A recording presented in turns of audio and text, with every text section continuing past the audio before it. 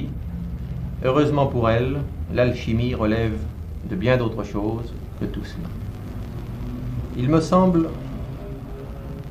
qu'au travers des siècles, il y a eu une altération en ce qui concerne la partie diffusion, écrite, imprimée. Mais tout ce qui relève de l'alchimie se transmet surtout de façon verbale ou se découvre à partir de travaux, de méditations persévérantes que le chercheur peut apporter dans son travail. Je suppose, et je ne suis pas le seul, que l'alchimie, bien comprise, est le ressort lui-même des civilisations, voire des religions. Il faut dire que Jacques Brière est particulièrement qualifié pour nous parler ainsi, puisqu'il vient de faire paraître un livre intitulé Arcanes solaires, qui est en quelque sorte l'histoire de l'alchimie. Vous êtes historien de l'alchimie. Et si je comprends bien, on peut dire dès maintenant que l'alchimie, ce n'est pas simplement la recherche de l'or. Eh bien, c'est surtout la recherche d'autre chose. Mais quoi? Il est évident que des alchimistes ont obtenu des transmutations métalliques, et que certains tels Raymond Lulle, certains tel saint Albert le Grand et son disciple, saint Thomas d'Aquin, certains encore comme Jean Bouret, le comte de Saint-Germain, ont sans doute réalisé le grand œuvre minéral à partir duquel ils ont tiré des élixirs et ils ont aussi pu transmuer les métaux. Et vous pensez que d'une façon palpable, ils ont pu tenir de l'or fabriqué par eux dans leurs mains? Il est évident que certains argentiers bien placés auprès des rois, tels Jean Bouret auprès de Louis XI, tel Jacques Coeur, tel Jean l'Allemand, devaient être sinon des alchimistes eux-mêmes couronnés, du moins appartenant à des foyers d'alchimistes dont l'un d'eux était une sorte d'archimètre, pour employer le terme d'Ergone, qui avait donc réussi le grand œuvre minéral, mais à partir surtout et seulement d'une évolution d'abord suffisante acquise en lui-même homme, pour pouvoir sur la matière, à partir de son psychisme, à partir de vibrations emmagasinées dans son corps, la révélation qu'il recherchait au travers de celle-ci et que les anciens alchimistes appelaient l'obtention du Christ minéral.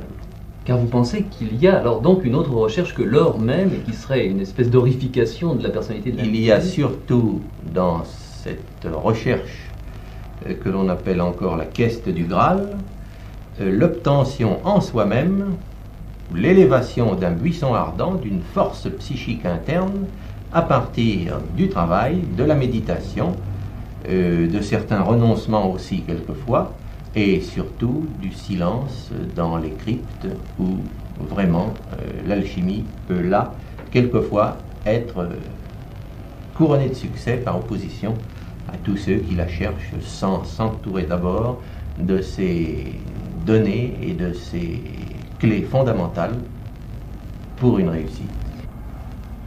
Et vous avez prononcé tout à l'heure deux noms qui paraissent assez extraordinaires. Vous avez parlé de saint Albert le Grand et de saint Thomas d'Aquin. Il y aurait donc des saints qui auraient été alchimistes? Je pense même qu'il faut être absolument saint pour être un alchimiste couronné, comme je le disais tout à l'heure. Et à ce propos, il faut différencier le mot saint du mot sage. Le saint qui ne vibre que par le cœur, j'aimerais dire tel un saint curé d'Ars, ne peut pas être alchimiste. Mais un saint Thomas d'Aquin qui a le cœur et le cerveau, et qui est donc mieux qu'un saint, un sage, lui peut être alchimiste, et l'a été certainement. Mais est-ce que l'Église, Jacques Brière, à un moment donné, a été contre l'alchimie? Eh bien, on peut dire que l'Église a été contre la fausse alchimie, et en permanence pour la véritable alchimie. D'abord parce que cette alchimie solaire, seule authentique, est le ressort secret de toute forme religieuse, de tout esprit religieux. Et c'est pourquoi sans doute alors on voit des figures alchimiques, par exemple sur le portail de Notre-Dame ou sur certaines cathédrales qui sont de véritables livres de pierre alchimiques. Oui, je pense que toute cathédrale et toute église bien proportionnée, construite selon les règles d'or, la règle d'or, et les règles d'architecture, eh bien, sont un louange, un chant permanent à la pierre philosophale, par-dessus, par-delà le culte exotérique auquel elles peuvent servir.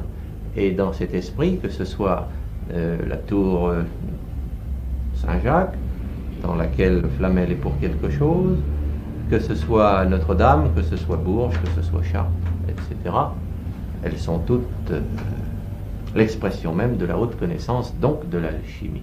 Et que peut-on dire maintenant de nos savants modernes qui se penchent aussi sur les problèmes de transmutation, tous nos atomistes?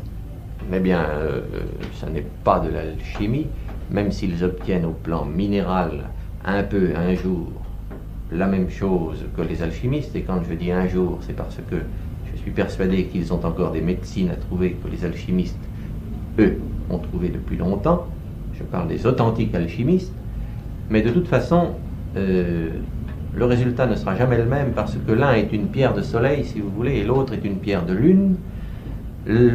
L'alchimiste se penchant sur la transmutation intérieure de sa puissance obtiendra pour lui-même des satisfactions que n'aura jamais le chercheur profane, quelle que soit sa force, sa classe.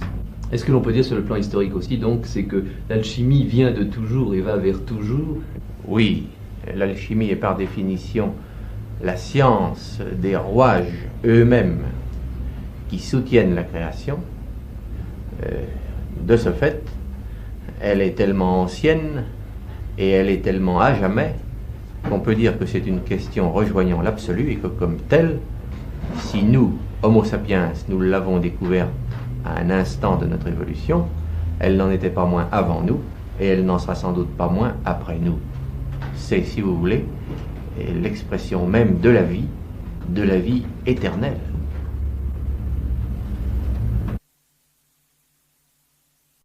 En français, 503e. Eh bien, je ne suis pas d'accord avec ce qui vient d'être dit, parce que, et beaucoup comme moi le penseront, nous ne sommes là que devant une alchimie complémentaire, pittoresque. Or, que je sache, l'alchimie est bien autre chose que cela, heureusement pour elle. Eh bien, c'est ce que nous allons savoir. Nous avons demandé justement à Jacques Braillère d'essayer de faire le point sur cette question passionnante et souvent controversée de l'alchimie. Jacques Braillère vient d'écrire un ouvrage important sur l'histoire de l'alchimie et les fondements de la pensée alchimique. Cet ouvrage s'intitule Arcanes solaires. Il est d'un accès parfois difficile. Comme toutes les choses importantes, il demande un effort. Et nous avons tenu à interroger Braillère ici, dans cet appartement singulier qui ressemble à un cloître, qui est au cœur de la cité, et qui donne d'un côté sur la Seine et Saint-Gervais, de l'autre côté sur Notre-Dame, qui est peut-être un monument alchimique. Jacques Braillère, si vous voulez, nous allons nous approcher de Notre-Dame.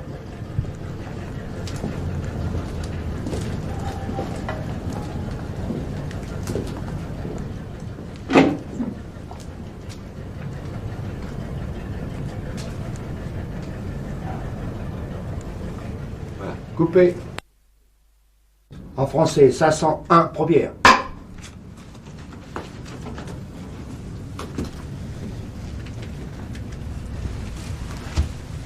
Eh bien, on dit que Notre-Dame, comme d'ailleurs d'autres cathédrales, est un véritable livre de pierre, et un livre dans lequel on pourrait trouver toute la pensée alchimique. Il est certain que toutes les cathédrales, et particulièrement Notre-Dame, Chartres et Bourges, d'autres, de par leurs proportions sacrées, de par leurs symboles aussi, leurs macarons, tels ceux du portail de Notre-Dame, qui sont essentiellement alchimiques, eh bien, il est certain que ces édifices, n'est-ce pas, sont dans l'âme alchimique avant toute autre chose. Chaque fois que je suis ici et que je regarde ce chef-d'œuvre gothique, je pense à ce que disait Fulcanelli, qui est un alchimiste, dans son livre merveilleux qui s'appelle Le mystère des cathédrales. Et il disait que l'art gothique et l'argot, c'est la même chose. Que l'art gothique, comme l'argot, c'est un langage secret, qui est réservé, pour l'argot, disait-il, aux voyous, qui sont les voyants. C'est une conception. C'est un jeu de mots curieux. C'est une conception que j'accepte, ça. Mais je dois dire que l'art gothique, évidemment, dégage une symbolique mais qu'il n'est pas le seul. Il y a aussi du gothique profane. Bien sûr. Et pour en revenir à ce dont vous parliez, des argonautes, dans l'étymologie, n'est-ce pas, nous retrouvons ergon, la racine ergéenne, qui signifie la force, la possession de la puissance, l'action, l'œuvre haute, et comme tel, c'est encore là alchimique. D'ailleurs, les argonautes, Jason, la toison d'or, tout cela, Argonautes, c'est la argotique. légende qui cache l'initiation. Quels sont les grands alchimistes de l'histoire? Eh bien, tout du moins dans ceux connus, Oui. car peut-être les plus grands sont-ils les inconnus, et dans ceux d'Occident, je ne traiterai pas de la haute ceux de l'Orient, etc., vous avez, dans un passé pas tellement lointain, donc médiéval, surtout Raymond Lulle, Oui. Roger Bacon, Thomas d'Aquin, Albert le Grand, et puis plus près de nous, Jean Bouret. Thomas d'Aquin. Oui, Saint Thomas d'Aquin, alchimiste. mais je crois que oui, mieux que saint, c'était un sage. Et comme tel, c'était un alchimiste authentique, d'autant qu'Albert le Grand, son maître, passe pour avoir obtenu le grand œuvre minéral. Qu'est-ce que c'est le grand œuvre minéral? Eh bien, le grand œuvre minéral, c'est un peu la pierre restituée au plan chimique, le Christ dans la matière minérale entre les mains de l'artiste, qui doit d'abord, lui, être une pierre vivante pour obtenir la pierre dans la tanore. Qu'est-ce que ça veut dire d'une pierre vivante? Eh bien, être une pierre vivante, pourtant, je crois que vous le savez, eh bien, je crois que cela ça par coupe. Bon, on va prendre la. Qu'est-ce que. Annonce. En français, 501, deuxième.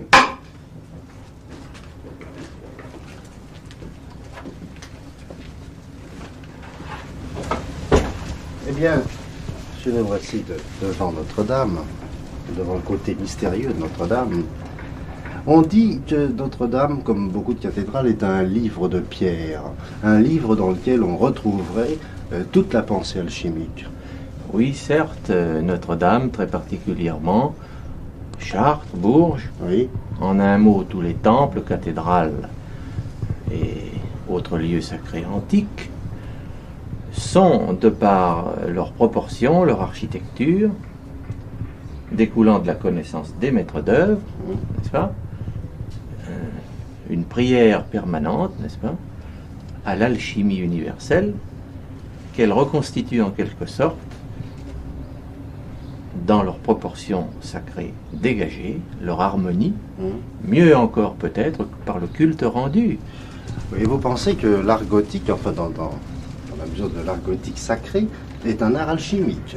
Eh bien, le roman, le gothique et même l'art moderne peut être alchimique du moment qu'il est pensé et qu'il est créé par un cerveau, un initié, disons, qui respecte les proportions. Oui, vous savez, chaque fois que je suis ici, je pense à ce que dit Fulcanelli, qui était un alchimiste et qui a écrit ce merveilleux livre qui s'appelle Le mystère des cathédrales. Oui. Il disait que l'art gothique, le mot même sur lequel on se perd dans l'origine de ce mot, l'art gothique, ce serait en même temps l'argonaute.